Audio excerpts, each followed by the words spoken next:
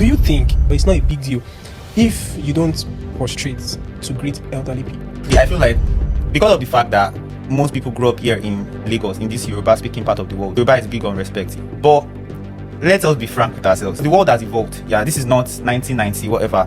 People say respect is reciprocal, which is actually true. And a lot of adults tend to, I don't want to say move man, but you get my point. They just tend to overdo the whole thing. There was even one time when I was on the road, on the main road, and then I saw one of my aunts on the road she was coming to. Do you expect me to now prostrate in the middle of the road and just to show that I respect you? And I bowed my head like saying, "Good afternoon, ma." Is that not enough? But she was still saying I should have prostrated, and even reported me to my mom that I didn't prostrate in the middle of the road. Now tell me, how does that even make me want to see you? I'll see you the next time and I'll dodge you. Welcome back to my YouTube channel. It's your boy CD here again. I think first off, I want to say thank you to everyone who engaged our last episode. It was amazing. Everyone aired their opinions, and it was just nice to see various perspectives. The women spoke, and I feel like it won't be really balanced if you don't hear from the men too. And yeah, that is why we are here for the men's episode. And to my right, I have a Gen Z. Don't introduce yourself yet. And then to my left, the guy, the body they hurt, he won't talk. And then to my left, I have our honorable Millennial. They are going to introduce themselves. They are both my brothers, amazing people. But let me not blow their trumpet for them. Blow your trumpet by yourself. Who are you? Okay, so first, my name is Manuel, and I'm a music artist, and I'm a Gen Z. So that, Gen Z. now everything way they do with that. Basically, yes. Source of income, music artist. Source of income, music, songwriting, basically. Shiri. Yeah. All right, my name is Wale Allison, and I'm an entrepreneur. I'm in the food industry. I do food processing, selling catfish. Yeah, basically. Catfish. that makes sense. Thank you guys for coming on the show. It's going to be a very long ride, right? By God's grace. All right, so like I said, the women already spoke and they gave their perspectives, and I feel like the balance is really when we hear from both parties, both the men, the women, the Gen Zs, and the millennials. So there was something that I wanted to talk about with them. I thought about it from the last episode that when they come, I want to ask them again because we're talking from a women's perspective on the last episode, and I would love that men also give their perspective to this one.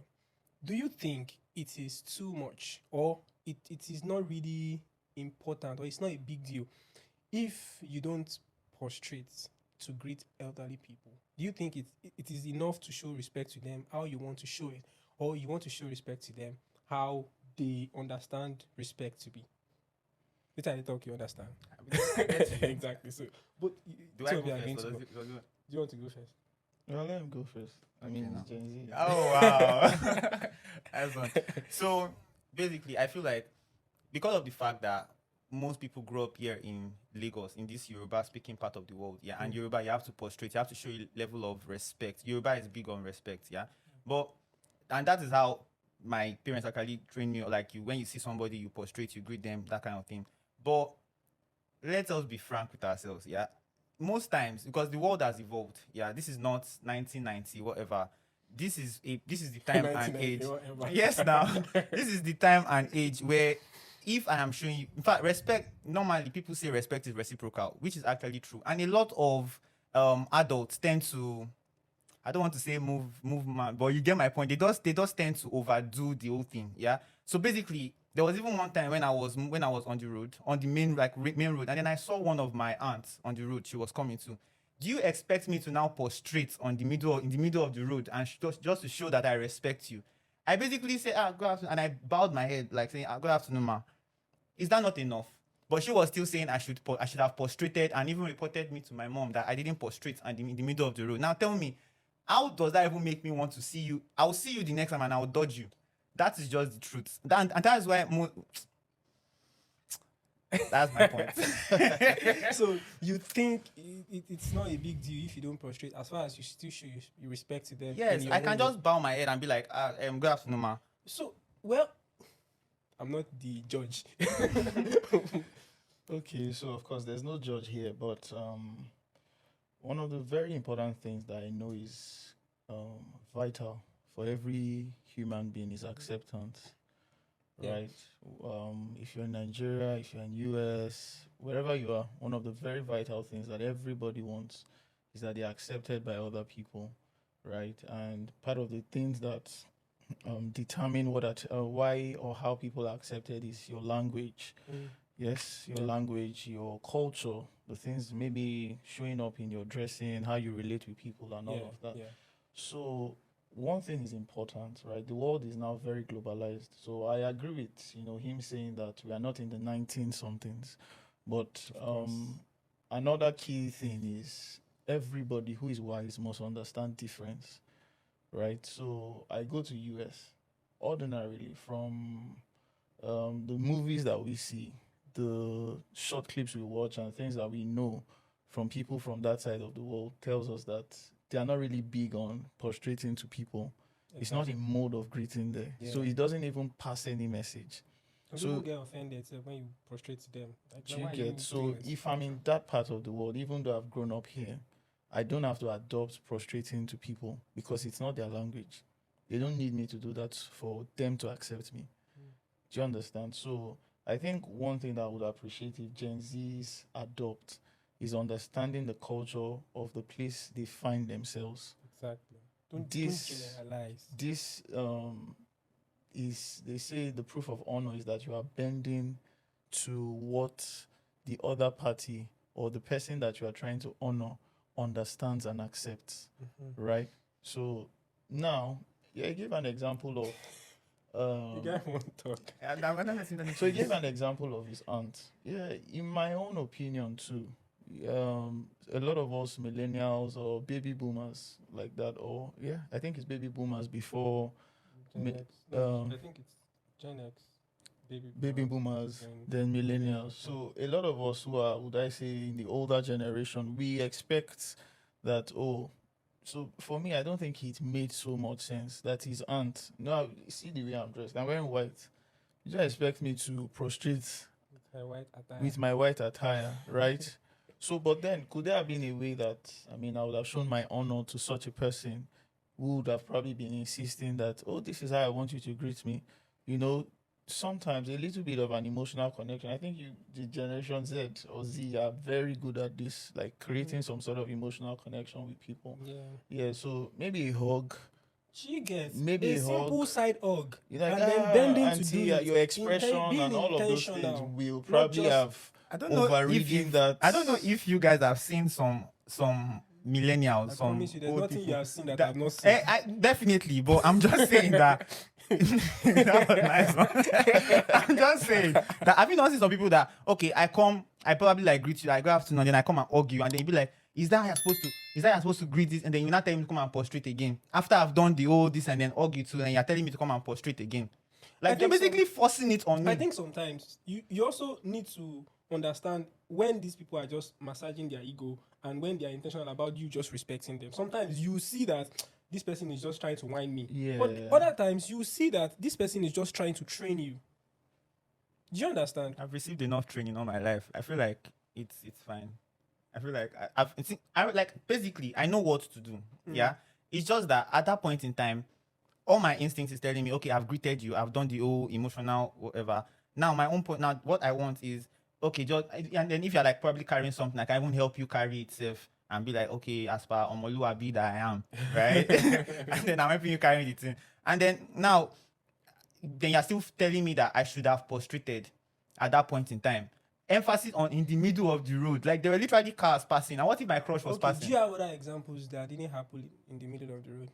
Okay, Because we yes, cannot there judge was- by that one. Because yeah. that one is probably understandable because, of course, nobody expected you to. Well, there was rub one that your happened, body but that on was the floor. very long time ago. Went for a visit, like a family member, and then I just greet. There's this kind of greeting that you just bend down with one hand like on the floor like this, like not fully prostrate, but you just like bend down like this. And then the man was saying that I should have prostrated like full. And he's not even a Yoruba man, right? He just grew up in this part of the world, and then so I feel like, and if you see most of these Igbo people, they do not do the whole prostrating thing. 'Cause I have Igbo friends, yeah.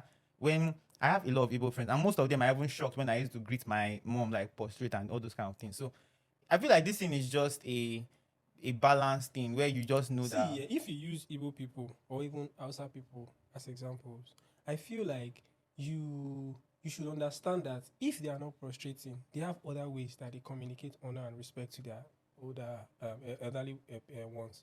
Do you understand? Yeah. So if you want to use just because Yoruba people love prostration, you now say, and should be Hausa people know they prostrate, Igbo people know they prostrate. Nah, you don't know- get me you- wrong. So they have their own ways of showing Okay, so respect. I want to say something. I think you might actually understand this language. So there's the kind of music that appeals to different generations, Mhm. right?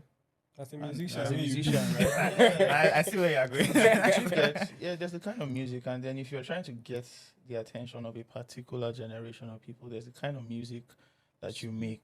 So you meet somebody who is maybe around the age of 75, 80 now.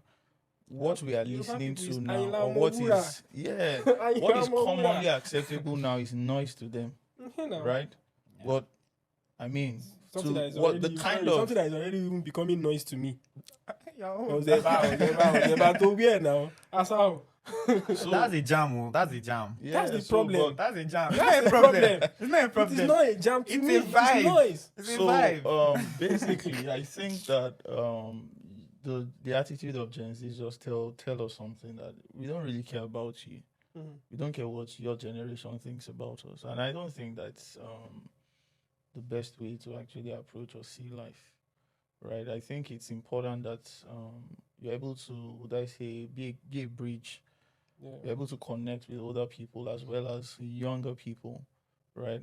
I think you being a musician, you probably understand. I've seen people like Davido visit communities, Mhm. and then the first thing they do is they go before the Oba And and prostrate. irrespective of how. you now you go they argue. No, I as I think- said before, it depends on this. See, I said this thing. It depends on the situation. I can't see Oba of Benin or Oba of Lagos and stand street. Come on now. I'll prostrate now. That one Okay, is but when normal. you see Hausa people, what's their leader called? The Seriki. Emir- The Emir Emir of of, Kano. Are you going to prostrate too? Because if that's if how it, they if it greet demands them. that, first of all, I'll do it because that's where me I'm from. That's how my own this thing They is. go just behead you. No, Because what if I it is a don't- crime no, there?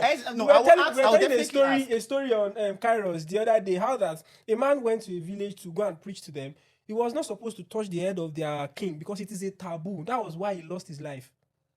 But he didn't ask questions. That's why they just kill him. Because they use his story, they talk the story of Matadom. When if he just asked, how do you guys pray here? Or what are the things acceptable? What are the things that are not acceptable? Definitely. If I'm actually going to that kind of place, I would have made my findings. I know that okay, this is because definitely I will not be going there alone. I'll be going there with my team. So you should make your findings. Yeah, That's I'll a make very my key findings. word. Yes, now I'll make my findings and know that okay, this is what is acceptable. Like now, there's a particular school. I think it's is it MOAU or OU? One school like that, Sha. You have to prostrate before performing. Like prostrate flat on the ground before performing in that school. And that Could be is that one. I think it's Futa. I can't remember the name of the school, but it's a university, and you have to actually prostrate before performing. Every single person that have come there to perform, they are prostrated. No matter how big you are, you must prostrate before you perform. So all these things are things that you have to make your findings. So if you do not want to prostrate before performing, then don't bother coming. So now, what you just said now makes a lot of sense to me. Do you know why? You said you will make your findings. So can Gen Zs also always make their findings when they meet people? Is this person Yoruba? Then you greet them in a way that is acceptable to Yoruba people. You greet Igbo people in a way that is acceptable to Igbo people. So it's not about what they are making you do. It's about what they do as a symbol of honor, as a concept of respect in that culture, and you do it. Nobody is saying that.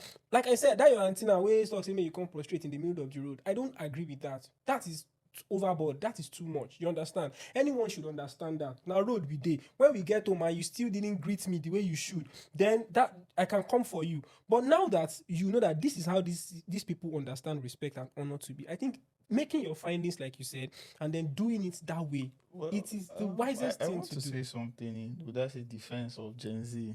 Okay. Thank you. So there's this trait about human beings. Like if you're on this edge, right? Let's just say there are two points. The left edge and the right edge, right? And then you discover that being on the left edge is to some extent has its own disadvantages rather for you, and then you want to gradually move towards the other edge. We tend to go to extremes, Yeah. right? We tend to go to extremes. So now, in the case of maybe his auntie asking him to prostrate on the road, it's a bit extreme. And then if you have to go through that all the I agree time, with you now. For Come that on one, now, it's yeah, too come on. much. if you have to Come go on. through that all the time, you also want to, you're probably going to lean towards the other extreme of, I don't even care about what you guys think anymore. If you think I'm rude, just, Yeah. I mean, take it like that. But then I think for somebody who sees relationships as important, you probably want to maintain a balance, Exactly. right? So in that kind of scenario, you probably go back to say, auntie, we're on the road though. There wasn't really much I could do. I was going somewhere, just make up an excuse or something. So I should lie. And that's It it. is not lying. It is No. that you are painting a picture. You are telling her the truth actually, because that the reason why you couldn't prostrate in the middle of the road was because na road na day. Yes, Do you understand? my It steez, wasn't my because composure. exactly, but it wasn't because you didn't want to honor her. You didn't want to True. greet her well. Yeah, exactly. So making that explanation would just solve the issue. Okay. Do you fair enough, get? fair I love enough. how this conversation is going already. It looks like we are Fair going enough. to really learn a lot of things on this episode. So, my next question. One thing I've observed with Gen Zs again, Gen Zs are very extremely open-minded. Now, I love open-mindedness because it allows you to capture other ideas and concepts that you might not have had before, and that is very good. But where is the limit? What are the things that people cannot do around you because they understand your values and they abide by it? Where is being open-minded overstretched, and where is it normal? I'm ready to receive what you want to give me, but don't cross this line with Gen Zs. Because I've seen, for example, now, I've seen Gen Z say things like, you want to smoke, if you smoke, no, just give me. Like, no pass on to me. Someone should not be able to do that kind of thing around you because they know that you don't do it. Okay. Now, I'm a creative, yeah, and most times I'm usually in the music studio. Yeah. And when I'm there, there are some creatives that I won't call them. Well, there are some music artists that they can't function properly if they do not smoke. Yeah, and me, I'm in the studio. I'm probably writing for them. They can't function, like they can't basically write a line if they don't smoke. There are people like that, and I'm in the studio and I'm writing and stuff. They are doing their thing. Yeah, yes, it's probably in the air and everything. And people say that when you are inhaling it, that you are the one that will be higher than the secondary smoker. yes, it's usually as higher good than as the real smoker. That one does not really concern. My own is I'm there for a purpose. I'm there to write for you or write for maybe another client, and then you are smoking your own, trying to get your vibe on. Yeah. So if you are doing that one, I'm not judging you. Yeah. I don't So I don't this have is not anything judgment. against. Wait, let me paint a scenario. If once you go out of your own territory, you Yeah. almost have to abide with other people's rules. Do you Yeah. understand? I get that. But in your own territory, say your friends come to your house and then they probably bring girls, bring smoke. And then they want to start doing it in your presence, because something happened to me one time, and this is why one of the reasons why I feel like Gen Zs are just extremely bold, man. I went somewhere and I'm not going to mention the person's name just for the sake of honor and just to conceal the person's identity, right? I went somewhere, I went there to work, and I saw someone. The person is a Gen Z, don't worry, and he came with his friend. So the moment I saw them, I knew they came to do something. Like they were there for a purpose. And I sat there too, just so that, because I know what they wanted to do, I sat there so that I did here. I won't say how I want to do it. Do you understand? Why do you spoil your show? No. I sat down there. I said, I won't say how I won't do this thing. And I was working on my system right there. So because the guy knew he couldn't really do much because I was there, he asked his friend to do whatever. So it is the weed stuff. They were crushing the weed. And the moment I saw the crushing and the process, I'm like, okay, now I want to do it for you. Now she been a year I did. And the guy finished. The guy did the Whistler road. Don't ask me how I know all these things. The guy rode the Whistler and then did all the stuff, lighted it and started smoking. When that one started smoking, I was like, okay, I want to see where this is going, because I feel like I cannot really control you. I don't really know your papa like that. You understand? You understand the other guy. And then in the space of like 2-3 minutes, we're just waiting for the guy to maybe hand it over to him, and then before I knew it, he handed it over. Then the guy just puts on his black shade. That means good, like so the guy just put on his black shade and then just started smoking it. I just turned off my laptop and left. Okay, so I was even thinking you were going to stop the guy from smoking. No, I because for you to even have the boldness to do it in my presence, it is already a Satan wear your mind. You understand? Like how you get the boldness to do that kind of thing. So when people come to your own territory like that too, is there a line that they cannot cross, or they can do whatever they want to do as far as it doesn't get to you? Of course they can do whatever, but they are certain. They're like my friends, the ones I call friends. They know me. Yeah, there's where I always draw the line. There are certain things that you can't do in my house. Like what? Just one example. Okay, like now you cannot smoke in my house. You can't smoke in my house. You can't bring a girl from outside and say you want to come and do anything with the girl in my room just because it does not make any sense to me. Go and lodge in an hotel or something. It does not make any sense to me. Like there are literally boundaries that I set. Now if my friend bring drink, that's half maybe we just drink, maybe we just deal right.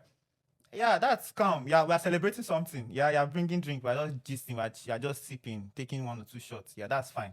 But now you're coming. But if you come with smoke and all those things, to me it's rubbish. So okay, so basically, your boundaries are basically set up because it seems like they're There are invading boundaries that you do not do. that you don't do. yes, Okay, so not necessarily because these things are wrong. Or they are based on certain principles. Yeah. Fundamental principles, not your man-made principles. no, I actually legit saw a preacher one time say that it's not like that drinking is not bad. That it's just that it can be bad for your health or something like that. I don't know if you saw it. It was posted on a page on Millennials page. So that drinking is not bad, and this thing that is just the fact that it affects your health. Do you know that according to the Bible didn't say anything to us about alcohol affecting your health, but the Bible talked about how that once you engage yourself in drinking, I can categorically call you a foolish person. But according to the Bible, not me. I don't have mouth to call anybody foolish. Okay, but wait. Say you know that when Jesus was turning water to wine, say you know that it was alcoholic wine. It was not red wine. Okay. So if he was not justified, if he was not in, wait now. So if he was against the old drinking thing, yeah, why will he now perform that miracle and even make it sweeter than the former one that they were using? So is alcohol sweet? I don't understand. Okay, so I sweet ones now. Have you not taken Black Bullet Well, before? It's kind of sweet. This isn't like a Bible. This isn't like a Bible discussion, so to say. But I mean, proving that Jesus actually turned water to wine, like alcoholic wine. I haven't seen that written in the Bible. That it was alcohol. Wine was wine that time. Now wine was actually what they call it. Grape wine. I mean, Yeah, it was but fruit obviously wine. it was not grape wine in that this thing. It was Okay, a so, party but now. this is It was it. a wedding party. This is it, right? Where do you drink? Oble in that party.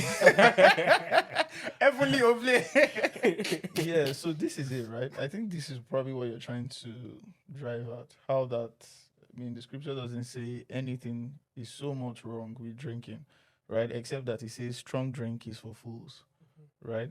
But if you search through like all of the New Testament, what the scripture really stands against is drunkenness, Yeah, exactly. right? Not necessarily drinking. If you thumbs up for that, how realistic is it for you to Drink not and not get get drunk? drunk. You gauge yourself. You know yourself. You know your This limits. self You know your limits. confidence. Now. All right, so let's. You know your So, limits. well, You know what? And if it like, you counts know for what? anything, I've had a few drinks before now, of course, before getting to know the Lord. And all So you that. never tasted drink before. You know So, me. You wait till you drink. Exactly You my wait till you point don't now. drink. all right. Exactly my So, point. but the actual thing is, right, it's just like opening a door to a mansion, which leads to many other rooms. So drinking a bit has that tendency of taking you to other places that you probably don't want to get to. I'm sure you've probably had that experience once or twice. I just want to drink a bit, and then you end up drinking a little bit more than what you would call your gauge, right? So in wisdom, it's just best to give that distance. Day your day, let make I day my day, that kind of thing. So, but then we're talking about something previously, and it was about boundaries, right? So I think that boundaries should actually be formed on things that you really have as a conviction.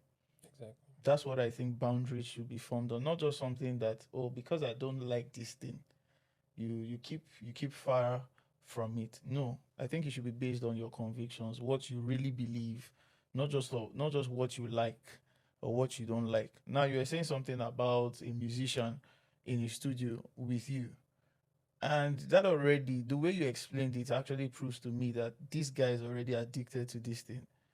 It's a danger already to his health. You can't write a line of music or the line of a song without actually getting high.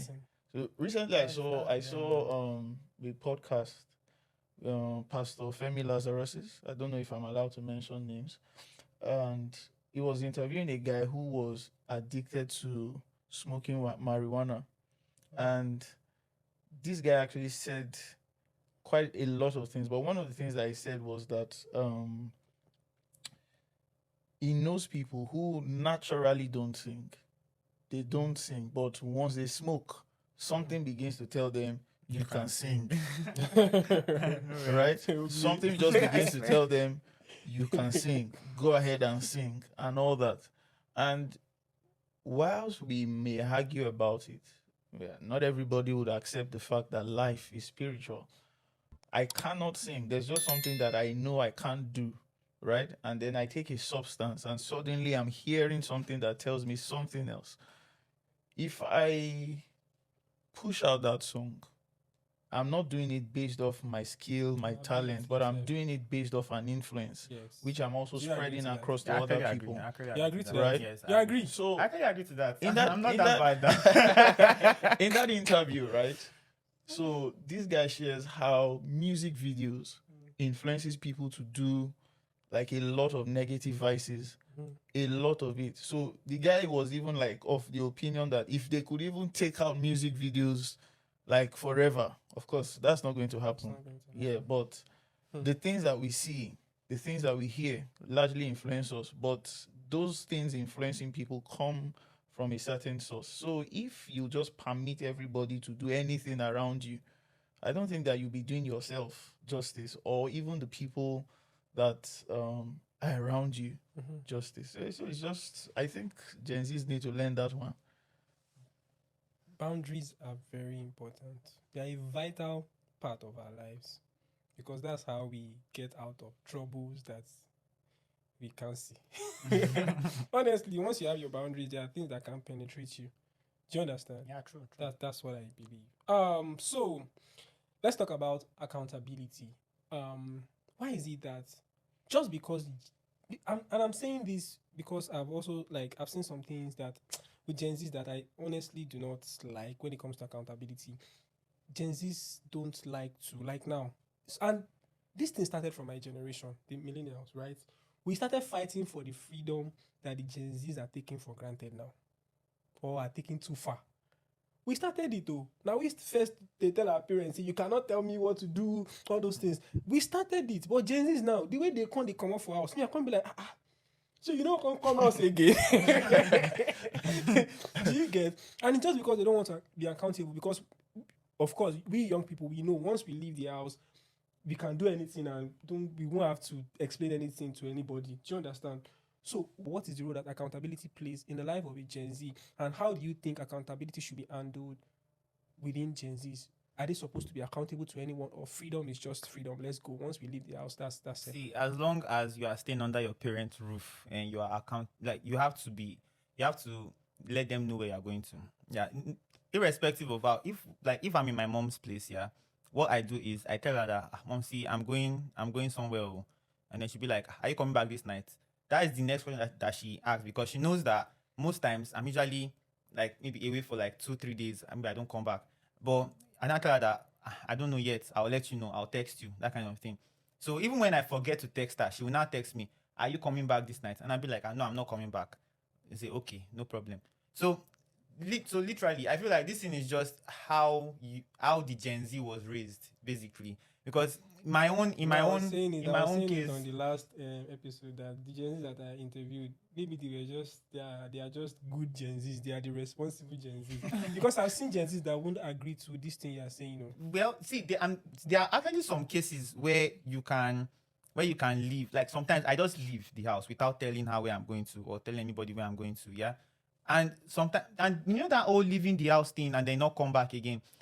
At when my at my age of 18, 19, you're already seeing some guys, some Gen Zs buying cars, buying big luxurious cars and stuff like that. Now, sometimes money drives you to do a lot of things that normally you would not do. Now imagine bringing the car to your parents' side and then instead of your parents to ask you where is this car coming from, that kind of thing, but instead they're driving, my son has brought a car home, that kind of thing. So that's actually one thing that this whole thing brings to now.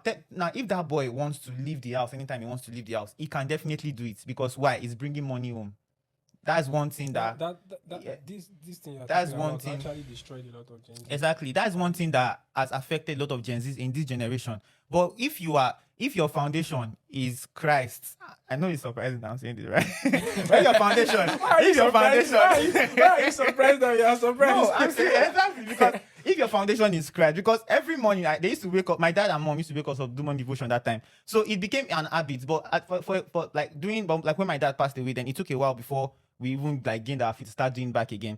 So if your foundation is Christ, and then you know that even if you bring 1 million naira home, where are you? What work are you doing? Are you pressing? Are you doing Yahoo or what exactly are you doing? Do you get so certain questions that my mom will literally sit you down to ask and be like, what are you doing for a living? What is your plan for the next how many years? That kind of thing. So it depends on. Me, I want to ask you questions. Oh, yeah, Like, ask. is your foundation Christ? Why are you asking? Okay, yes. Why can you not answer? No, yes, it is. It is. Chakamo. Chaka meat now. Wow, I don't hold that one. Like Chaka that. meat, yes. Once I see you post anything for your status, I can just show you. You say your foundation is Christ, so show me you see. Oh my god. Okay, so talking about accountability and of course Gen Z, I think just about as it was, making that example of a young boy who comes home with a vehicle. I remember there was, I don't know if the post went viral or but it kind of spread a bit of a young boy who is in maybe SS1 or SS2 who got an SUV, a Benz SUV. Sorry, recently. And Sorry. And his maybe dad was telling him, go return the vehicle. Yes. And Then the friends. And family then the mother friends also. and maybe Yeah, people that's in the what- neighborhood mind your are like, father. My I saw dad it. did low. Exactly, yeah. How the I jack saw it. them. So I think generally the first problem is with parenting. Yeah. That's like where the problem actually begins. How did the child even go that far to So be bold enough to bring a car home. not even about being Our own bold time. enough? If How you did he bring even one leg of slippers come house, you go return am with one leg, like your own one leg. how did he even begin the journey of scamming people to the extent of getting something that was huge enough of buying an SUV? So it means that the 15, parents 20 million were naira. probably not present in the child's life. So already that gives room for other influences, for people to just, for the society or just the environment to influence the boy to do whatever. Right? So in his own case now, he's talking about, when his dad was alive, they used to always have morning devotion, and you can still see the impact in his own life. So I think that really most of these things have to do with parenting. It's like a leash, like a rope. Even if you want to go. So it will for me just now, get I you back. grew up very free, but the freedom was not without boundaries because of the kind of training that I was given. So even though there weren't always people to say, this is what you should do, this is how you must go, all those things were already inbuilt. So I'm sure a lot of people know my school, Cotonou. So just mentioning the name, mentioning the location, you probably have an idea of the things that went on there. I think Olamide also had like a reference in one of his songs to the atrocities. yes. So that's the kind of freedom I would say I had. But something very funny happened the first night or the first week I go to school, and one of my friends, the sister was already in the school, so she said, "Oh, there was a party. Let's go and have fun and all that." So we left home, I think maybe around past 11 or past 12 midnight. We're heading to the party. So someone started to drive like he was the police and started to pursue us. You see, the first thought that came to my mind was that if the police gets me now, what will I tell my father? I jumped 3 fences. Of course, eventually we found out that this guy is not the police. He was just a student who was trying to make fun of us and all that. I said, okay, let's still go. I said, I'm not going again. Do you get? Just because I'm thinking, what am I going to tell my father if I have to call him from the police station that I just got here a week ago. I was going to a party and then police caught me. I don't know how I would be able to explain it. So to come up with a the boldness. That's actually something that's very surprising. So the boldness that I would say Gen Zs have, could it have been enabled by, the parents? Could it have been enabled? Of course, boldness is also very fantastic. I love the fact that, they're able to call out people on wrongdoing. Yeah, it's good. Yeah. You get, I think in Nigeria, we actually kind of need that. We complain so much about, the government did this, the government did that. Just queuing to get a bus and people are jumping the line. Grateful for someone like the very dark man in this country. Thank you, sir. Thank you, sir. If not for you now and Scott.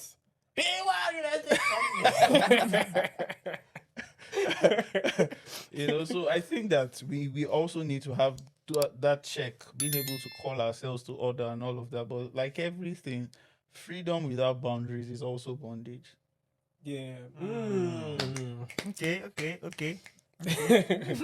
That makes sense. Thank you so much for sharing that. Thank you. That was even Gen Z talking. That one it's like that makes sense. Yeah. Okay, so just to round up, because our time is fast spent, we cannot exhaust this topic because it's something that we should continue to learn, talk about, learn. If you really want people to change, emphasis is very important. Yeah. But this is separate questions for both of you.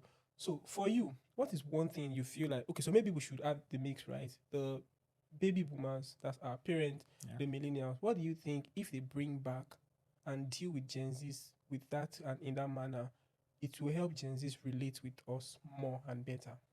Like if they start treating you guys maybe some type of way, or things that they should start doing some things, or they should be lenient with some things, it is to be less strict with some things, and just things like that.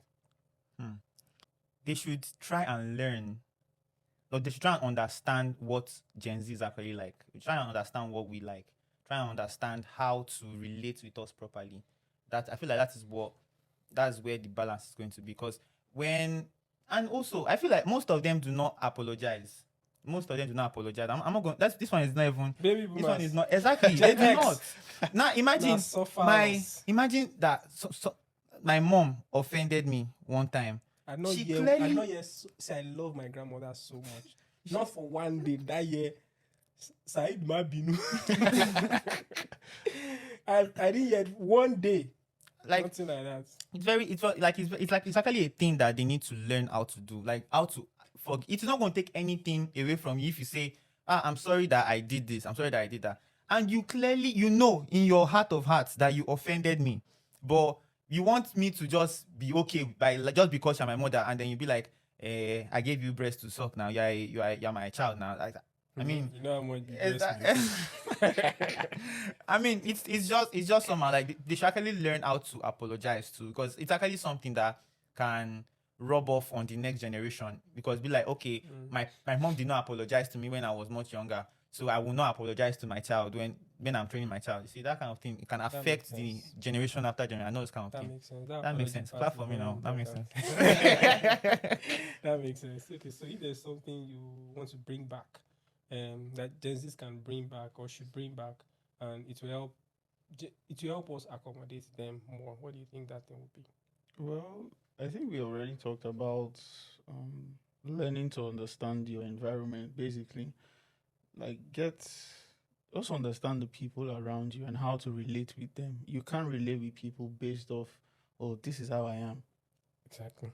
It's not done. It's not done. You don't go like to go and see maybe a president Tinubu now and say that this is how I am and just walk into his office. Maybe you spend the next few days with DSS. You know, you just have to follow the Understand protocol. environment. Yeah. So you just have to understand your environment. It's one of the things that gives you access. So maybe Gen Zs don't really know this, but access is not gotten just like that. People don't just see you and like you and accept you that is how you are. You actually have to bend to their Mm. protocols, Yeah. bend to their rules. And then when you do that, you are able to get access. So when you get to the table, you can then start making changes. You can start saying, Yes. oh, this is Don't- how this should be. A lot of people were damaged because we did this and all that. So I think another thing that I would like to say that the older generation should adopt is learning to answer questions. Gen Zs are True. very, Inquisitive. very inquisitive. Yeah. And then when they ask questions, they're like, oh, Mark Bami. You know, that kind of vibe. Like, because maybe they don't have an answer. Yeah, so I think that learning to answer their questions, this is part of the reasons why I would say that the older generation is losing touch with the younger generation because they are unable to answer their questions. Yeah, so That makes sense. Thank you guys so much. So, just to rephrase, to reiterate, he said that our parents should learn to apologize and also learn to express themselves better, right? Yeah. And then he said that Gen Z should learn to understand the rules around wherever they find themselves. They should not break rules that they do not yet understand. Don't break rules that you don't understand. When you understand the rules, then you can break it accordingly in a way that will not dent your identity with them. So that makes so much sense. Thank you guys for coming. I'm sure this conversation is going to continue. In the comment section, we are happy to receive them. Please share, leave a comment, like, and overall, please, people should help me tell them to subscribe. Subscribe. Bro. subscribe. Oh my Happy So ministry. please subscribe to this YouTube channel, and I'm sure that the YouTube algorithm is going to show a lot more people, and then let's just build the family, right? Thank you so much, and I'll catch you on the next one. So I have something very, very interesting coming up next, and I can't wait to show you. Thank you so much. See you. I am CD. Bye.